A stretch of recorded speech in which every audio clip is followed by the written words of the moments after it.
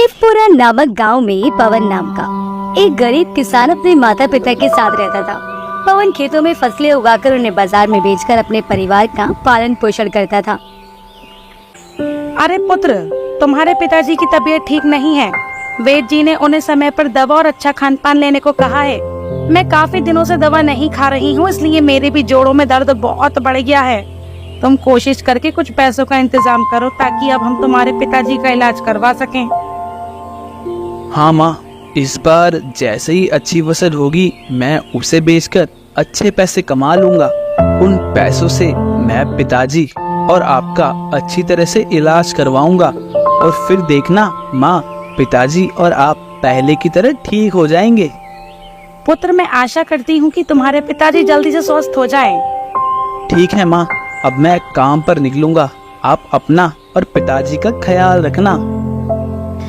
अब पवन, ये ले खाने का डिब्बा और समय पे जरूर खा लेना खाना। ठीक है माँ, अब मैं चलता हूँ।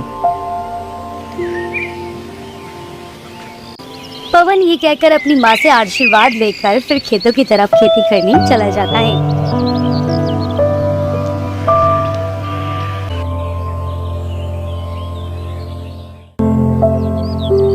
इस बार मुझे कुछ न कुछ करके अच्छी फसल उगानी ही होगी, क्योंकि अगर इस बार फसल खराब हुई तो मैं बर्बाद हो जाऊंगा और अब मेरे पास भी इतने पैसे नहीं हैं कि मैं फिर से फसल उगा सकूं। पवन ये कहकर खेतों में बीज बोने लगता है। तभी वहाँ उसके गांव का एक दोस्त कमल आता है और कहता है, तुम क्या कर रहे हो? कुछ नहीं कमल, मैं दोबारा खेतों में इन बीजों को लगा रहा हूँ। पवन, ये तो मुझे भी दिख रहा है कि तुम इन बीजों को खेतों में लगा रहे हो, मगर तुम जानते हो ना कि इस समय मौसम किस तरह से बदल रहा है। कभी धूप आ जाती है तो कभी बारिश आ जाती है।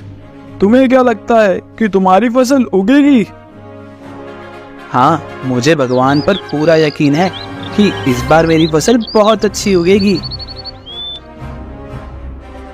पवन ये कहकर दोबारा से अपने काम में लग जाता है। पवन का दोस्त कमल मुंह बनाकर वहाँ से चला जाता है।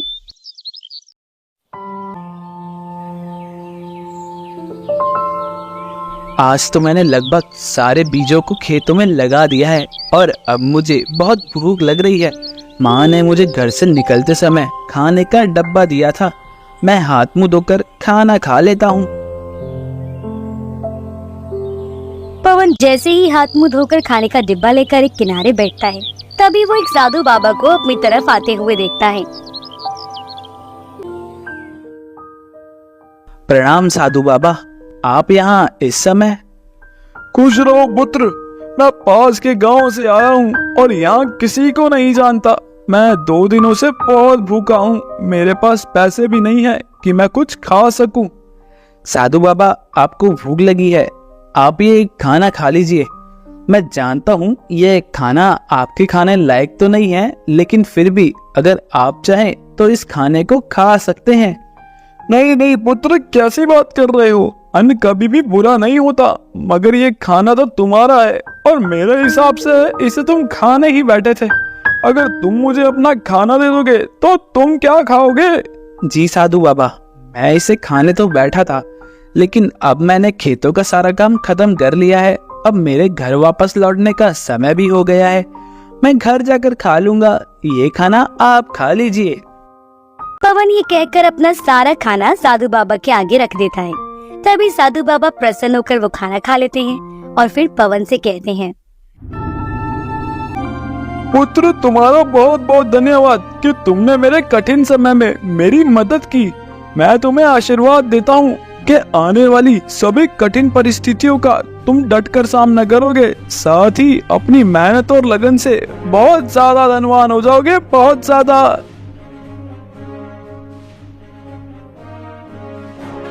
साधु बाबा पवन को ये आशीर्वाद देकर वापस लौट जाते हैं, जबकि पवन उन्हें जाता देख खुद भी अपने घर की तरफ चला जाता है। पवन, अब तू आ गया?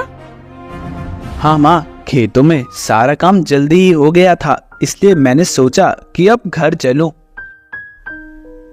माँ, अगर घर में कुछ खाने को है तो मुझे दे दो, मुझे बड़ी भूख लगी है। पवन तू जानता है ना, जब से तेरे पिताजी बीमार पड़े हैं तब से मेरे हालात बहुत खराब हैं। मुश्किल से ही गुजारा हो पाता है। जो पैसे मेरे पास थे उनसे मैं तेरे पिताजी की कोई दवाइयाँ ले आई, और रात का जो बचा हुआ खाना था वो मैंने तुझे सुबह दे दिया था। अब खाने को कुछ भी नहीं है घर पे। पवन की माँ घर में उसके खाना न होने के बारे में बताती है, जिसे सुनकर पवन परेशान हो जाता है और फिर वो भूखा ही सो जाता है। कुछ दिन ऐसे ही बीतते हैं। पवन दूसरों के खेतों में काम करके पैसे कमाता है और अपने माता पिता का खर्चा उठाता है। साथ ही वो अपने खेतों में उगी फसल को भी ध्यान रखता है। भगवान की कृपा से मेरी फसलें तो बहुत अच्छी उग रही हैं। आने वाले समय में मुझे इनका बहुत अच्छा मुनाफा मिलेगा। पवन अपने मन में ये बात सोच ही रहा था कि तभी उसका दोस्त कमल फिर से वहाँ आता है और पवन से कहता है,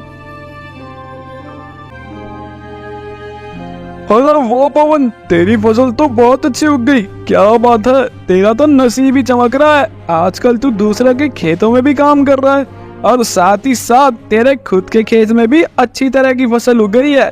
हमारे खेतों में तो अच्छी फसल हो ही नहीं रही है भाई। ऐसा कुछ नहीं है कमल, बस ये मेरी मेहनत का फल है। और रही बात दूसरों के खेतों में काम करने की, तो अगर मैं काम नहीं करूँगा तो मैं अपने माता पिता का इलाज कैसे करवा पाऊंगा।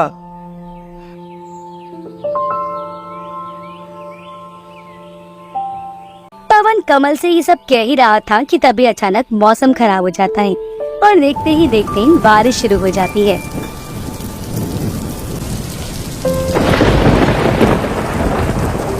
अरे ये क्या, बारिश शुरू हो गई। अगर ये बारिश थोड़ी देर के लिए होती तब तो मेरी फसलों के लिए बहुत अच्छा है, लेकिन अगर ये लंबे समय तक हुई तो मेरी सारी फसलें खराब हो जाएंगी। कमल बारिश होता देख अंदर ही अंदर बहुत खुश होता है और फिर पवन से कहता है, अब मुझे चलना चाहिए, वरना कहीं बारिश तेज ना हो जाए। तुम अपनी फसल का ध्यान रखना। कमल ये कहकर वहाँ से हंसते हुए चला जाता है, जबकि पवन मूसलाधार बारिश को देखकर बहुत परेशान हो जाता है। धीरे धीरे करके बारिश बहुत तेज हो जाती है और देखते ही देखते पवन की सारी फसलें खराब हो जाती हैं।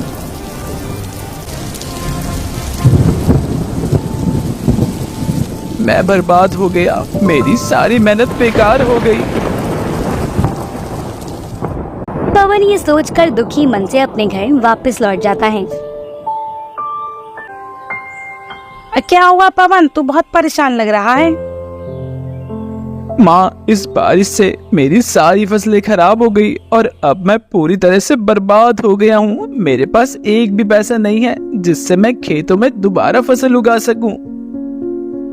पुत्र कोई बात नहीं, ये सब नसीब का खेल है। आज हमारा बुरा समय है, कल हमारा अच्छा समय भी आएगा। तुम दिल छोटा मत करो, देखना कोई ना कोई रास्ता जरूर निकलेगा। पवन अपनी खराब हुई फसलों के बारे में सोच सोचकर बहुत दुखी हो रहा था।